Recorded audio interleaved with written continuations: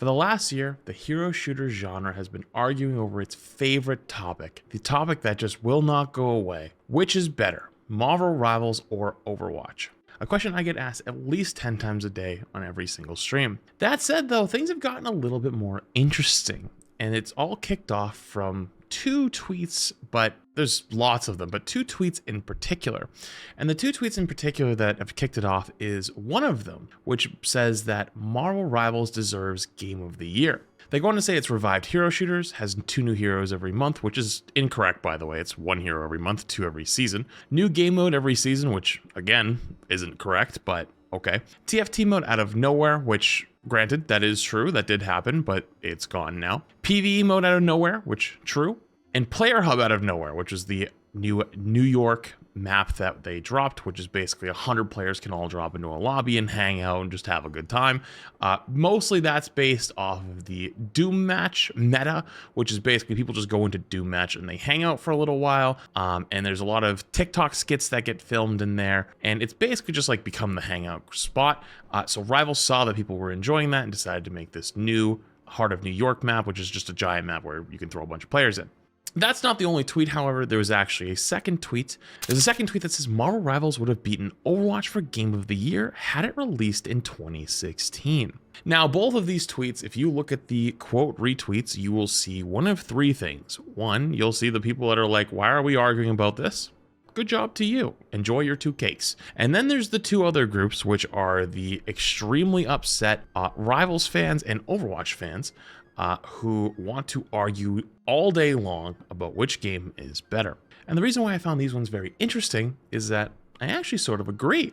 Not with the Overwatch versus Rivals version, no, not that one at all, but instead the Rivals deserves Game of the Year. Now, I'm not ready to stake my flag in the sand and be like, yes, this game is better, and it's better than every other game out there, and it deserves Game of the Year. I'm not that crazy. And the reason for that is, well, because honestly, I haven't played all the games that have come out this year that have been nominated or probably going to be nominated for Game of the Year, and specifically the big one being Expedition 33. Just point blank, I haven't really had time to play it, but if it does win Game of the Year, and especially if it wins Game of the Year, I will definitely make some time to play it. But at least in this exact moment while I'm talking, I haven't personally played it, so it's hard for me to be like, oh yeah, like, you know, it doesn't deserve it, even though everyone's arguing about Arc Raiders right now. And maybe I'm living in crazy land thinking that as well. The longer I spend on the internet, boy, do I feel like I am. But Rivals dominated every single social media by far from December to about April. It was everywhere. You couldn't escape it. And to my knowledge, is the largest game of the year in terms of players, in terms of popularity of people playing it, especially at the time. And it's actually very funny that as I'm recording this, there's a bit of controversy right now over Shroud saying that Arc Raiders should win Game of the Year. And I think Arc Raiders is actually a phenomenal game. But personally, I think it's kind of crazy how powerful recency bias is. And as Arc Raiders has not had, in my opinion, as close to a cultural impact that Rivals had, and of course, if we're just going to look at numbers, Steam numbers is the only thing that we can really look at. Not close to what Rivals Season 1 was. Granted, Arc Raiders is still on the upswing, but Rivals was everywhere. But, pump the brakes. That's not why I'm actually here. And that's not what I really want to get into either. What I really want to get into is this very interesting and a little bit crazy of a tweet of the statement, Marvel Rivals would have beaten Overwatch for Game of the Year had it released in 2016. And to see if it had some merit, I went ahead and grabbed all 6 of their points. PvE mode, and announced more PvE modes to come. 1 new hero every month. Already has the same amount of heroes as Overwatch at 44. Created a successful esports scene within a few months. Takes ideas from community for skins, emotes, and sprays, and incentivizes creators to make content for the game. These are all really good, obviously, but I wanted to go more in depth to compare them to 2016 Overwatch. Starting off with the PvE. Overwatch actually did that. In 2016, Overwatch dropped Junkenstein's Revenge, which was a major hit with fans, similarly to Halloween Nightmare for Rivals. So far, they're actually pretty on par. However, Overwatch went on to bring this mode back every single year with minimal to no changes until Overwatch 2, which was about 6 years later. Actually, the biggest home run from that event was the jack-o'-lantern loot boxes, which people went crazy for, by the way. If you were not there back in the day when people went crazy for these loot box videos, and that especially like creators would make these I open 100 loot box videos, and they would get hundreds of thousands, if not millions of views. And people love to watch people open loot boxes, and they love to open loot boxes themselves. And people would pay all this money to open all the loot boxes right at the start of the season, or you could grind to get them, which was the best part of Overwatch 1. But actually, that was one of the first things that people latched onto because they look so different, they look so cool, and they would explode with candy. It was great. But so far, if we're talking point for point, they're even. Now, for one hero every month, well, Overwatch in its first year actually only dropped 3 heroes. The 3 heroes that they added was Ana on July 19th, 2016, who was a support sniper and Pharah's mother. Sombra was finally added to the game on November 4th of 2016, which was actually after a very long ARG event. They were a DPS character. Actually, technically, they were an offensive character because they hadn't done DPS yet. But Sombra in particular was actually a masterpiece of marketing and part of Blizzard's finest back when Blizzard actually had all of its goodwill with people and had people going crazy for weeks or months trying to decode these messages that were left for the community as to who the next hero was going to be and what is the message, what are they trying to tell us.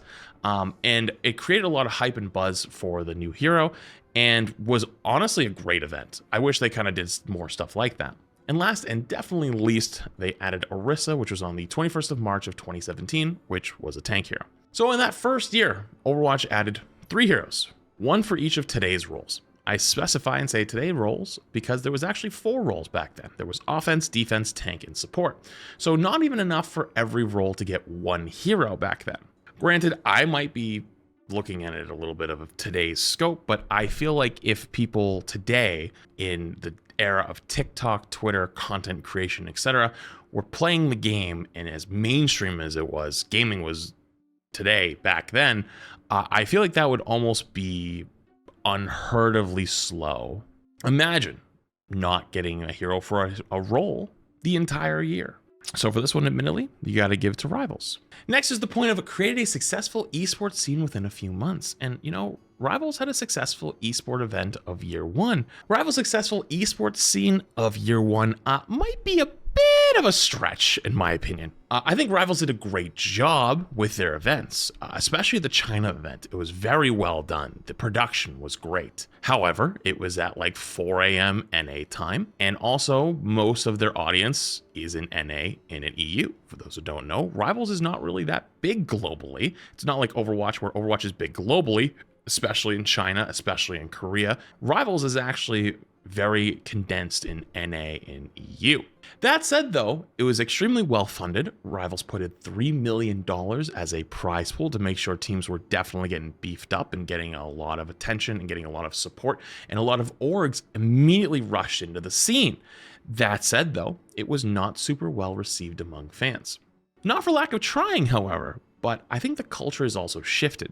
Granted, we are now in the year of 2025, I would say on the downswing of esports. I think esports has kind of fallen off and is kind of continuing to do so outside of your CSs and League of Legends, while 2016 Overwatch was much more on the upswing, which I'll get into in a second.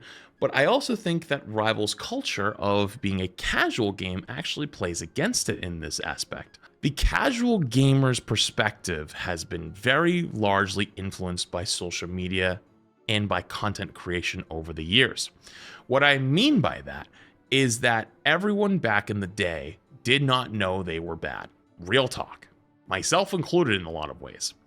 And what I mean by that is that most people hopped on to play some games and they would go about 50-50 for the night, and they'd probably have 1 game where they stomped and 1 game where they got stomped, say through 8 games, and they really remembered the games where they went crazy, and they forgot quickly the games they got hard stomped. Once content creation came into the forefront, you have TikTok, social media, rise of YouTube, and I mean like past like 2012, 2014 trick-shotting YouTube, like into content creation YouTube, and people are starting to meta build and get better, and everyone's competing, you start to see the writing on the wall. that all of these people that are quote unquote sweats are really good at the game. And you have two options. You compete and try to step up to that level, or you fall behind. And a lot of people don't have time to compete, and they don't want to. And so it's kind of grown resentment to those who are really, really good at games or try really hard at them. And Rivals, being that more casual game, they have that audience of people that want to lean into the hero fantasy. They want to feel super powerful. They want to hit one button and the whole enemy team blows up. Like, they want to do those things.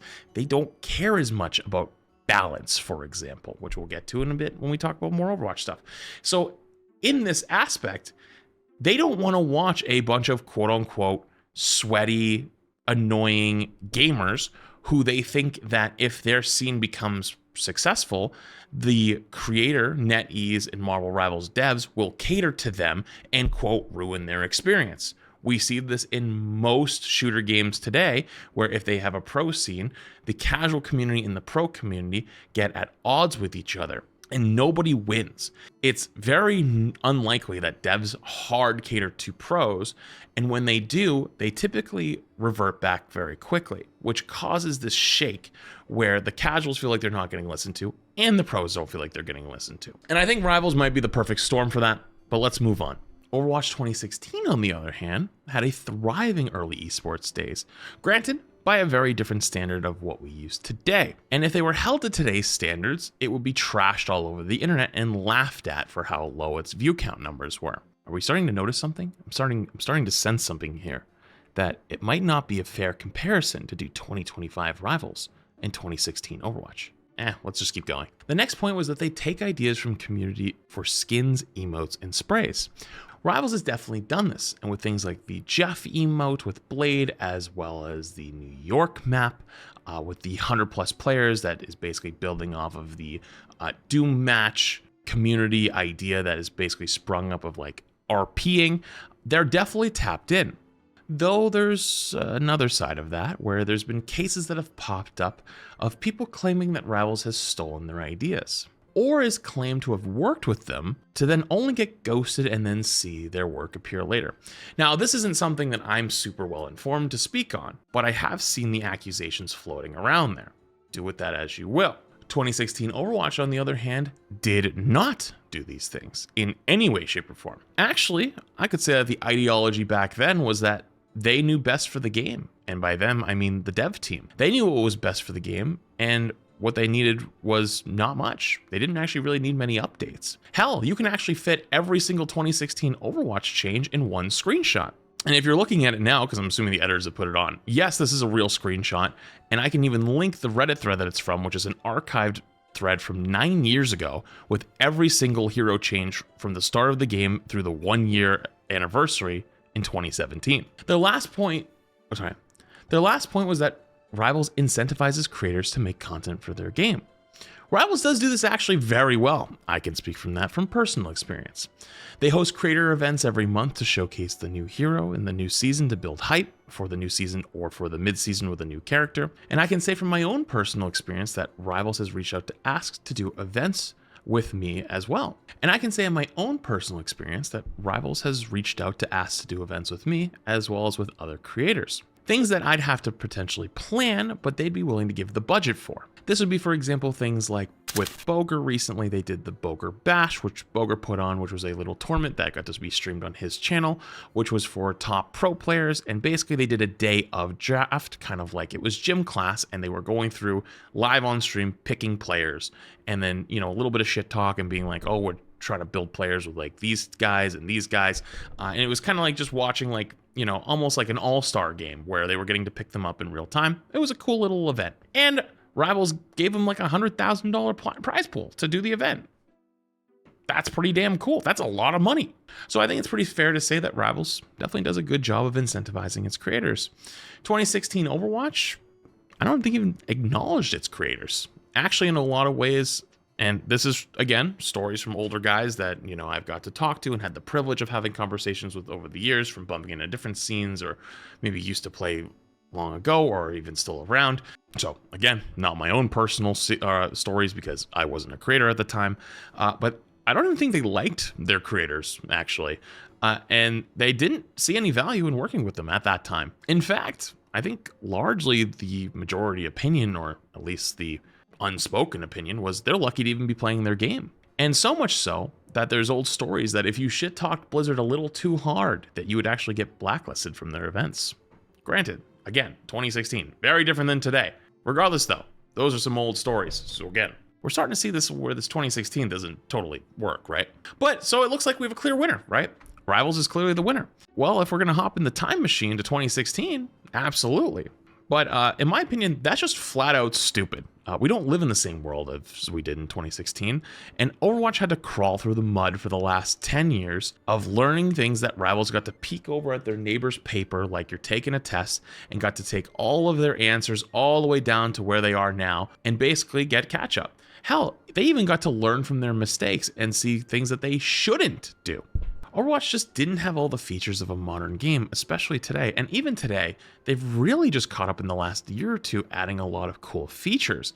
And hell, if we're talking 2016, they didn't even add ranked until June 28th of 2016. The game released on May 15th. Imagine a competitive game, a competitive shooter, being out for a month and a half before it even got a ranked mode. It was quick play only in arcade. So I think to do this fairly, we need to do this all again, but with 2025 Overwatch. Granted, I'm not going to repeat some of the parts where I talked about Rivals just for the sake of time, and also I don't want to sit here and repeat myself all day long. Small caveat. Starting back at the top, PvE mode, and announced more PvE modes to come. And if you're an Overwatch player, you know PvE is a bit of a sore spot with the cancellation in 2022 of the PvE story on top of the famed endlessly replayable PvE that Jeff Kaplan pioneered and wanted to make, which was Overwatch aka World of Warcraft, which utterly failed. But Overwatch has done some PvE since that time, my favorite being the 2022 Junkenstein's Revenge Wrath of the Bride. Again, different from the original 2016 version, which was a new take on the mode, and I remember grinding it with Seagull, Emong, and Karq for about 10-ish hours, and we had about 100,000 people between the four of us watching us do our runs, trying to beat it and get rank 1 on the leaderboard. This was some of the most fun I've ever had in gaming, as we were trying to figure out ways to min-max the bosses and trying to kill the mobs faster, as well as we were discovering small perks with each hero that were not known, like they were hidden perks built into the character after we selected them that were not like visible information. For example, we figured out that if you coach gunned on someone on Ashe into a wall, they took impact damage, which was extra damage. That said, that's where the fun stops. Overwatch has abandoned any PvE talks for the future, to which its own player base, in my opinion, hard copes that is a good thing. Meanwhile, it's only really good because of how massive a failure the PvE missions were, as well as the small events they put out after. There was some small events with like a little King's Row event, and they were just so boring. They weren't worth the time. They really weren't worth making or even playing in a lot of ways. And if Overwatch could do good PvE on top of what they already are doing, they absolutely would. Ultimately, they cannot. Whether it's because of manpower, engine capabilities, or turnover, they can't. So Rivals definitely wins here. Now, things get interesting. One new hero every month is what Rivals is putting out right now. And it's interesting because if you look to what I noted before about 2016 Overwatch, in 2016 Overwatch released 3 heroes. If you look at 2025 Overwatch, granted this year's not over, but they're poised to release, it seems, or there's something, they've teased their new hero for next season, which would be their 3rd hero before the end of the year, which is, as you guessed it, exactly the same amount as 2016's Cadence. Actually, as I was writing this, I came across a kind of a little delusional of a tweet that said this was a good thing. And this isn't just to them, but many people actually share this take. Said something along the lines of half the Rivals heroes all have the same ultimate as like their reasoning. I think on support, they might actually have a point. There's a lot of circles of healing.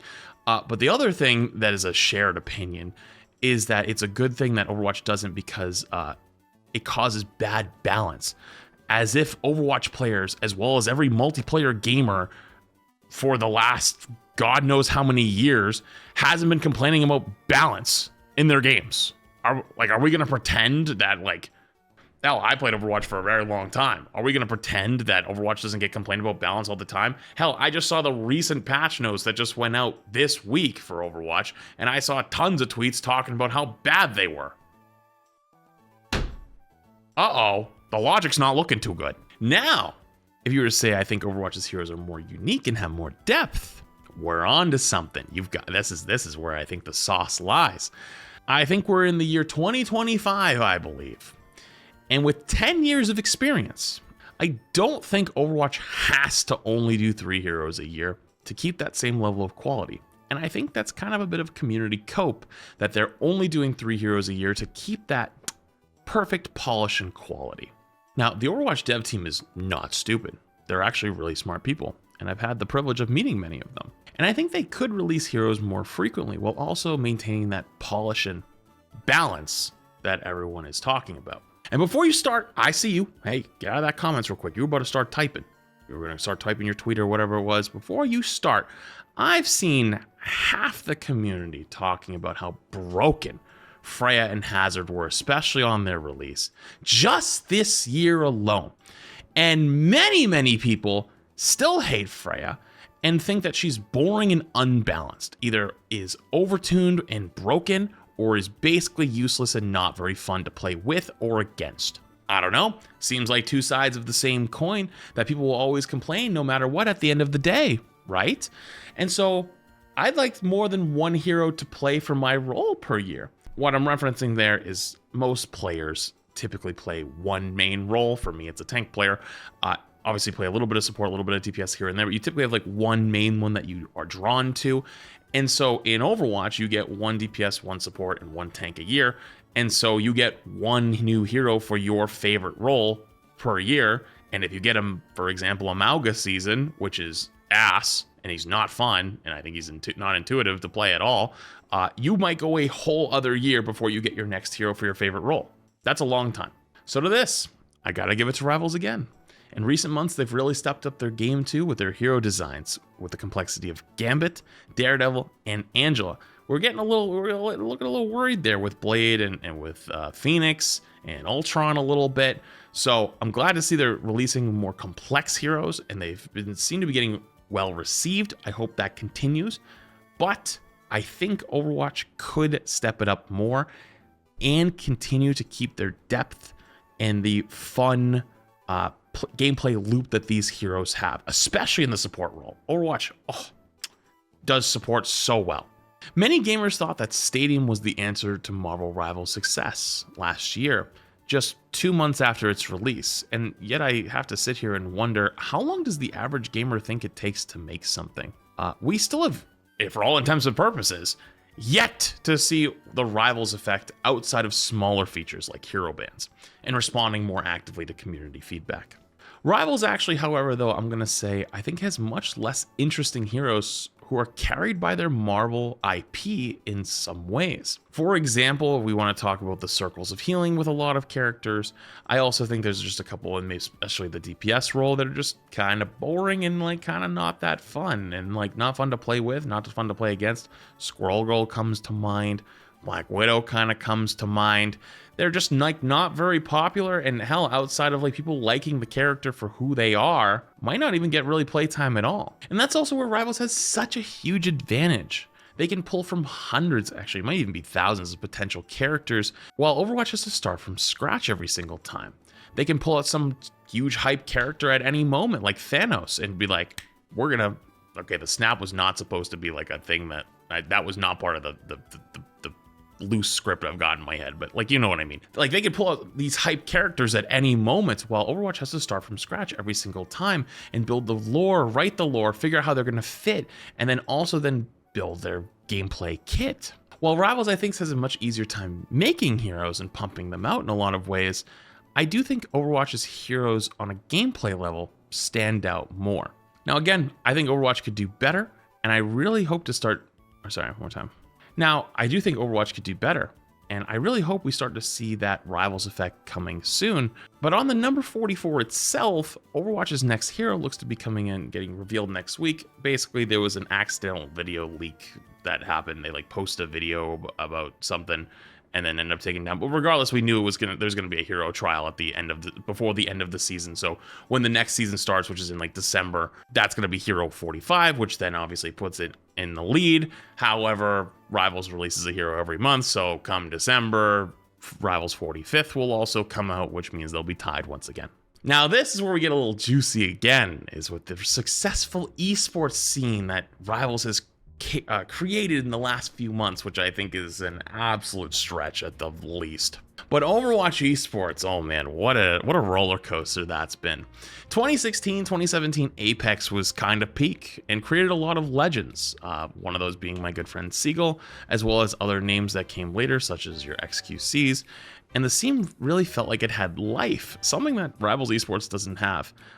To basically put it in the best or nicest ways or most simplest ways possible, Rivals doesn't have the sauce. They don't have the personalities. And unfortunately for Rivals today, 2016 was kind of the era of maybe the streamer gamer could be a pro, right? Like, you could argue that a lot of streamer level players were good enough to be pros, but now it's the super sweaty, sits in your room VOD reviewing and playing 10 to 12 hours every single day to compete with the other guy who's also doing that. And they have the personality of a wet paper towel. And they're just not very fun to watch a lot of times. They're not very fun to interact. And like, you barely can get anything more than like maybe a small shirt flex out of them. And you know, nothing's gonna beat that back in the day, that Seagull on the stage. Hanzo bow went, oh. Or the XQC running out as Winston at World Cup, where like it just had life. World Cup actually is a good example. World Cup, which isn't even part, I guess, of the Overwatch esports ecosystem, which is basically every single country gets represented by a set of players, and then they play in like smaller tournaments with each other to then go to BlizzCon and then fight to be the World Cup champion. It's just hype. Because like that's one of the times where you get both pro players and streamers and content creators and like personalities. You know, as the game has like gone on, it's harder for those smaller creators slash non-pros to get in, unless you're in like a smaller country or a smaller region.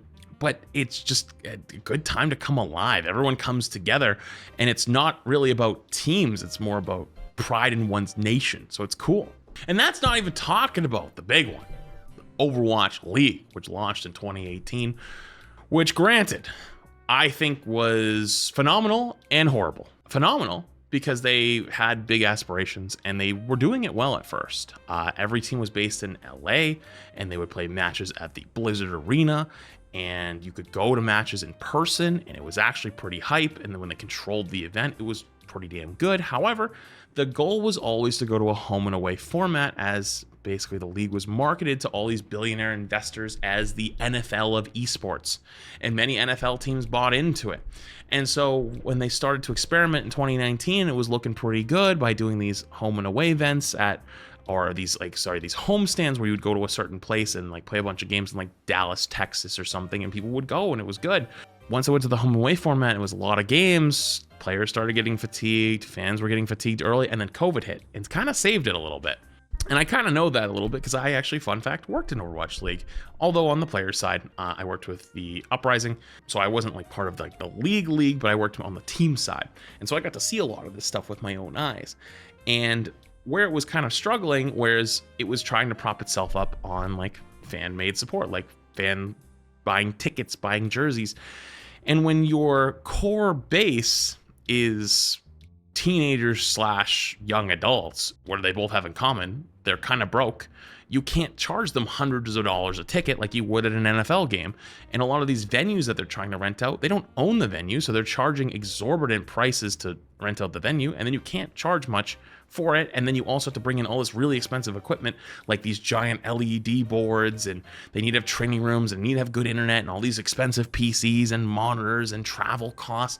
And it was just runaway train, and it was not doing too hot. So ever since they left that Blizzard Arena, it was pretty much doomed to fail. But also Bobby Kotick, who is the former CEO of Blizzard, that was his pet project. And for those who don't know, there's a book that's about this that was written. Basically, Bobby and Jeff Kaplan were at odds, And when Jeff Kaplan was trying to do Overwatch stuff, Bobby would want him to do Overwatch League and try to like force stuff that would be good for the league. They became at odds with each other. And it seems like in a lot of ways, they kind of sabotaged each other. So unfortunately, the only losers at the end of the day was us, the players, and the league, as it went under. And then they tried to bring it back with OWCS, and OWCS in the beginning was pretty rocky. And that was my experience in like 2023-ish. Although now apparently it is much better. It's much more hype, but it is smaller than old Overwatch League, but it's actually maintains a somewhat of a decent viewership. Much higher than Rivals is like, I think without the co-streamers, I think it was only like 5 or 6K. Overwatch was like somewhere around 20. So do with that as you will.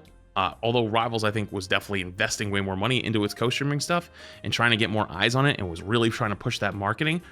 OWCS, to my knowledge, does not do that. Like, they just try to do grassroots stuff. So there's room to grow on the Rival side. They definitely have the resources, but I got to give that one to Overwatch, and it's not even close. Overwatch has actually done this before, fun fact, just not to the level as Rivals because, well, Overwatch is very, very, very careful on what they do, and they try to follow legal procedures to make sure everything's done in the right way. That said, though, there was a cool event that was a while ago where they did drops, where it was like community-made drops. Like, I think there was one of them was for the Mercy event, the Pink Mercy, one of the emotes, and it wasn't the emotes, it was like the badges, like the player icons that was given was actually drawn by Overwatch Grandma. And I think they're trying to do more events like that in the future. I think in China, they just had an event where players drew skin concepts to then be put into the game. Like the winners would be choosing, they would make them and put them in the game. So they are doing stuff, just not quite to the same level as Rivals. But I think Rivals plays a little more fast and loose, which is kind of common for a lot of Chinese companies. If it's any bonus points, Overwatch has teased its 6-7 emote, which is its first non-boomer meme. So, hey, I see you. And last out of these points, last out of these points was the incentivizes creators to make content for their game. And this one's a really interesting one because I have a lot of insight because I've streamed for both, for Rivals' whole lifespan and for Overwatch for many, many years. And I think Overwatch struggles in this category more than many other games. In one of the tweets that I referenced before, I saw someone mention, why do you need to pay off your creators to play your game? And I sat there and I kind of smiled a little bit because I was like, you know, I really do get the perspective. I genuinely do. This is said as if creators aren't the biggest and cheapest, might I add, marketing tool for these multi-billion-dollar corporations. Creators should value themselves, and in Overwatch a lot of times, financially, you're not. Actually, I used to always be called an Overwatch shill. I used to get called all the time. Anytime I posted anything on TikTok that was somewhat positive, it was always like, overreaction final boss, I wonder how much he's getting paid, shill. I never got paid for any of that. It is legitimately illegal to not post hashtag ad when you're getting paid to post something, or like hashtag like Overwatch partner or Rivals partner or whatever it is. It is legitimately illegal. Now, that said, I love the Overwatch team.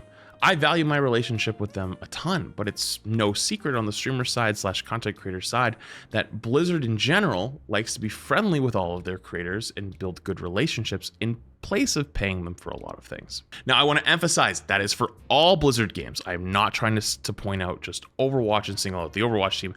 That is all of their Blizzard games, even over into COD, although COD's actually a lot better with it because they're more on the Activision side before obviously the Microsoft merger. But like Blizzard in general, especially like WoW 2, notorious for that. And actually, I want to follow that up by saying, actually, of all the games that I've played over the last few years, I can easily say the community team of Overwatch has been by far the best. But unfortunately, you can't pay the bills on smiles and good interactions. And I actually think that Overwatch creators in general should advocate for themselves more because these multi-billion-dollar companies aren't going to do it for you. It's standard practice for anything in life that if you're doing work for someone, you should be paid. And if a company wants you to post about them and bring attention to something, whether it's a new piece of content, a new event, a new season, etc., you should be paid for that. These companies make billions of dollars a year. And from what I've seen, what they spend on social media marketing, I've actually got to be on that side a little bit. We're talking hundreds of thousands of dollars on the low end and tens of millions of dollars on the high end. Trust me when I say creators are cheap in comparison. especially for how much power that they can drive because they have a more connected community than a random Twitter ad or a random Reddit ad or a random YouTube ad. Rivals, I will say, was also not perfect with this either, as they sponsor a lot of massive streamers, which I have a rough idea on what their price point is, and it's sky high. And a lot of times they leave out their small creators, especially those that are dedicated to the game, which you could say makes sense, right? Why advertise to people that already play? That doesn't make sense. But remember, we're not always talking about numbers on a spreadsheet here. These are people, and people can turn very bitter, and nothing can fuck up a game/community faster than its core becoming very bitter. And one way you can become very bitter as a content creator, especially if you're a smaller creator, is if you're pouring your heart and soul into a game for pennies a lot of time, and you have someone walk in, make your entire month's salary in 2 hours, and then peace out and shit talk the game right after they alt F4 out and hop on something else. Like, we're talking like done. Okay, well, that's done. Takes the sponsor branding down and goes, man, that game was fucking ass. So actually, I think that what Rivals is doing, where they do pay creators to show off new heroes at the start of seasons especially, is actually pretty smart. Actually, there's another way that can make sense for both the game publisher as well as the creator, and it's something that Rivals actually does, I think inadvertently, is to have these big streamer showcases in which they play games with smaller core players, so they have some overlap. Through that interaction, they get to maybe build connections, maybe play with them in the future. They also get introduced to a larger audience, so it's actually some very nice overlap that's pretty valuable as a content creator. The only problem with this, however, is that the top 500 grinding sweatlord is going to clip farm that casual streamer, and then they're never going to want to play again. But one way both Overwatch and Rivals could support their creators better is through creator codes. That's something that I think could benefit everyone of all sizes.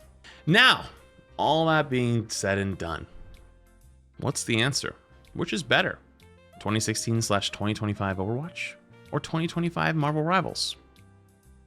And the answer is, honestly, who fucking cares? Jesus Christ, enjoy your 2Ks. What is wrong with half of you? Like, okay, I'm gonna go off script. I don't care. Like, I understand that, like, December comes around and a lot of people got hard shit on that played Overwatch, right? Especially Overwatch creators who did not swap to Rivals. Like, they were literally openly mocked. People used to go to their chat, shit talk all day long. If you had like Overwatch stuff in your bio or you talked about it on Twitter or Reddit or YouTube or whatever, people would like, oh, Rivals is free, whatever. And I totally get that. That shit was so dog shit. And I even at the time would try to tell people like, hey, just chill out. Like, if you don't enjoy the game, like, you know, it's just, you have two options. And I would get shouted down like crazy. It was ridiculous. But like, I mean this in the nicest way possible. Move the fuck on. It's time. If anything, it was actually a good thing because it woke up the sleeping giant of what was Overwatch/Blizzard and got things moving, and things that we probably got out of Overwatch having Rivals around. Likely, by the way, this is more of my own conjecture, not 100% confirmed, but like things we can speculate. Hero bans probably came from Rivals. The stats website with the hero win rates probably came from Rivals, almost a direct copy. Competitive ranked rewards, for example, in Stadium, if you hit a certain rank, you get skins. What other game had that when they introduced it? Rivals. Loot boxes. Granted, I don't think that came because of Rivals. I think that was probably in motion before because there's a lot of legal stuff. But the amount of which loot boxes that were given early on, there was a bunch, and then they really got really skimpy. But then they started being like, oh shit, like people are getting all these cool rewards in this other game that's our competitor, and they started rolling out these bigger events like that Luca event where they gave out 77 goddamn loot boxes, and they're trying to be more generous with other rewards for just playing the game and competing. Competition is good. The only person who doesn't win with competition, sorry, that's a terrible way to phrase it. Again, this is why going off script is probably a bad idea, or going off of notes is a bad idea. The people who win with competition is us. The people who lose without competition is us. The people who win without competition is the giant multi-billion-dollar corporations. If Rivals didn't exist, Overwatch could just keep chugging along doing its little thing and like being too afraid to make any decisions, and they just stay in their small little lane, and that's it. If Rivals came out and didn't have Overwatch as its back end, we might just be getting more shitty Circle of Healing, really fucking dog shit, like not that fun characters that are coming out, and not that much marketing behind them. They have each other to push each other off of. Yes, in the beginning, Overwatch had to solve all the questions on the questionnaire test that they were doing. Rivals came in and probably copied 95% of their answers, but now they're both taking the test from here on. and they have to compete with each other to win. And so they're trying to do everything they can to win versus each other. And guess what? Who really wins in the end? It's us. And we haven't even got to see the Rivals effect yet on the Overwatch side. That would likely be in the next few months to the next year from now. Hell, Stadium, for example, a lot of people don't know, began development in August of 2022, according to Aaron Keller, who I got to speak to on a stream, and I asked him that question, and I think I got the clip somewhere, straight from his mouth. Before Overwatch 2 even came out, they started Stadium, and most of the public believe that was a drop in response to Rivals. That's not how that works. And for the Rivals fans out there, I got a message for you too. Y'all need to stop it. You gotta knock it the fuck out. It's time. We're looking like 2016 Overwatch out here, starting shit with TF2 fans. Like, what are we doing? Why are we doing this shit constantly? What's the point? Stop antagonizing each other. If you like hero shooters, great. Play both games. Enjoy your 2 cakes. If you don't like both games, okay, pick one and play one. I don't care. No one should care. Who cares? Play what you want. If you like just Marvel stuff, just play Marvel Rivals / Marvel games. Fuck Overwatch. Who cares? Just play your Marvel games. If you don't like Rivals and you like Overwatch, then fuck Rivals. Have fun playing Overwatch. That's great. Just play Overwatch. Say fuck you to Rivals. Who cares? Just fuck off. Just do what you want. That's okay. And all in all, both games are great and are widely shit on by other gaming communities, realistically. Meanwhile, it's our gamers that are always the first to dominate in every other new scene that pops up. Just like in Rivals, the Overwatch gamers are the fastest to be good. And in hell, it even happened in Valorant before that. And it will likely keep happening for all its future games that come out, because the Overwatch and Rivals gamers are the fastest to rise up. Their mechanics are top tier.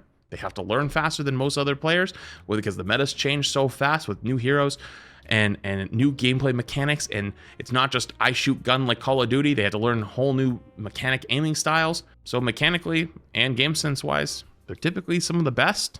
And they're probably going to keep doing that as future games come out, because we're kind of goated like that. That said, the answer to this question and the answer to this video is, which one's better? Whatever your favorite is, that doesn't mean the other one sucks. And it's time to let it go.